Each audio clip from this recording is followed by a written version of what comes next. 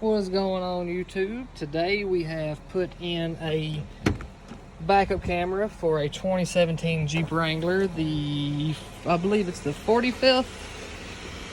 Yep, the 45th year anniversary.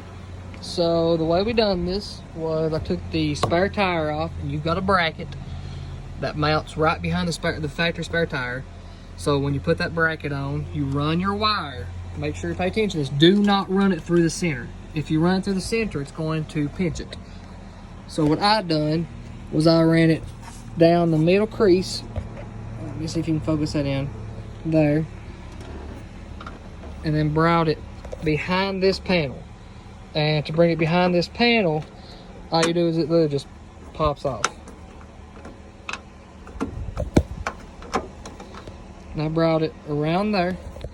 I tied it into this. Now when I installed it, make sure your door is all the way open, because when the door's all the way open, it gives enough slack to where when you open it for future references, this is not too tight. So I ran my cable behind this, around the back. I'll show you all the front. Like I said, this is a 4-door Jeep. And I ran it down that part, around the side trim. All I did was pull the carpet out. That's all you do is pull the carpet out and put it back in. Then you remove these little push pins. So you got a push pin here, push pin here. Then you've got another push pin here and a push pin here. And then this pops off. So I ran it behind that. Then I took this pin out, ran it under the carpet, and in the back here, it's hard to see, but I'll see if you can get a look at it. So that right there, you've got it just unscrews. That in the top right corner, that little plastic cap on the screw. Then you've got another one here to the left. There may be one right there on that middle one. Mine did not have one on it. Then I ran the carpet behind. I ran it behind the carpet, and then up here, up in the dashboard. So I just took my glove box out, and to take the glove box off, there's just two little pieces that go in right there and right there. So I removed that out, wired it right through here into behind my stereo. So went behind my stereo, and I had to take the bottom AC unit out and the top part too. Unplug everything, and what I'd done was I tampered into the cigarette lighter, so that way I could get power to the camera. And then there was another adapter that plugs in the back of the stereo, and of course I'm gonna clean all my wires up. But they give me this little module, and the way this module is, it's VIN lock, so it only goes for one VIN number. And what you do is you start the Jeep for about 20 seconds, and then once it runs for about 20 seconds, you go ahead and plug the module in down there, and after about 10 seconds, the horn should honk twice. It may beep sooner. If it does, it's okay. Leave it in there for 45 seconds. Your stereo will reset. So leave it there for 45 seconds. Stereo resets. After your 45 seconds, unplug it while the Jeep is running, and then go ahead and turn the Jeep off. Start it back up, and then when you start it up and put it in reverse, the camera will work. So this is a 2017 Jeep Wrangler Unlimited, the 45th anniversary. I am sorry, it's 75th year anniversary. I apologize, guys. 75th year anniversary edition. And that is how I done mine. But like I said, a key note was I ran it. I'm gonna try to put the camera back here so you can see that. Ran it behind that bracket. And make sure you run the camera over. Let me see if I get the focus. Over the bracket, not in the middle. If you run it through the center, you will pinch it whenever you mount the tires on. But everything looks great, and I'll go ahead and give you a little display. Like I said, to remove the dashboard, I know this is a whole lot of stuff. So start off, you've got a little screw up top that is under your little plastic piece.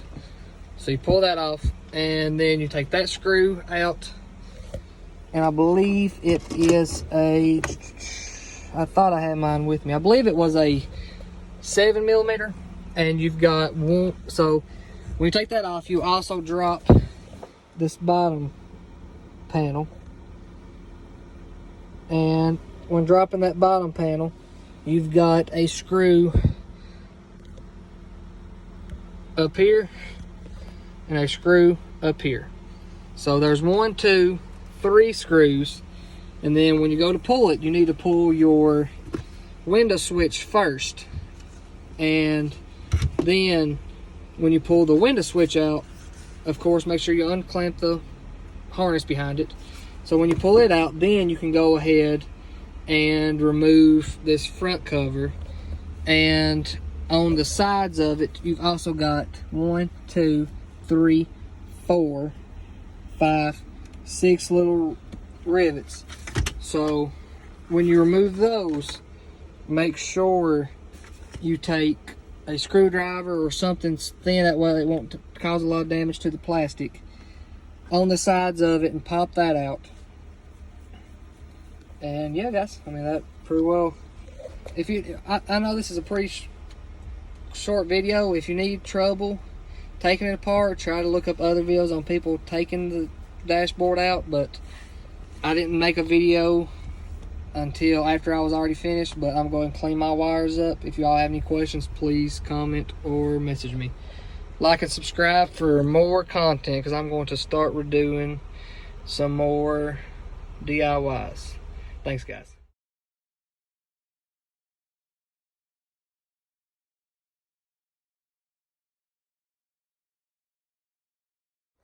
Okay, guys, I decided to do a video real quick while I was putting it back together, how I took this apart. Like I said, to take this bottom piece apart, all you do is stick a screwdriver or a trim pry tool right here. You got 3 on the right side and 3 on the left, and it should just pop down.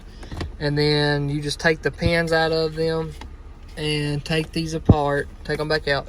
And what I done to give it power was I took the wire splicers and spliced into the cigarette lighter and just connected it that way. So, and of course I hid my wires, that way they're out of the way. So everything is back together, double checking, okay. So I know this is mixed up. I want to go ahead and add in how to remove the dashboard while I was putting it back together. So there's a little screw right there, and then there's one right there and right there. To access the bottom screws, you have to take this panel off below the steering wheel. Then once you've got that off, you'll go ahead and take a little pry bar or a trim removal tool and pull your switch out a little bit, and then from there you go ahead and use the harness releases and go ahead and remove the harness, and there is your 3rd screw. So it's easy to forget about this one screw. Will hold it on. You'll be wondering why I can't get it off. I can't get it off. It's because this screw right here is hidden, and it's the last piece. So you have 1, 2, 3, 4 screws, and it just goes ahead and pops off. So message me, guys, for any kind of questions, help, or anything. Then of course, like I said, you've got your 4 stereo screws that hold the stereo in. All right, guys, thanks. Everything back together.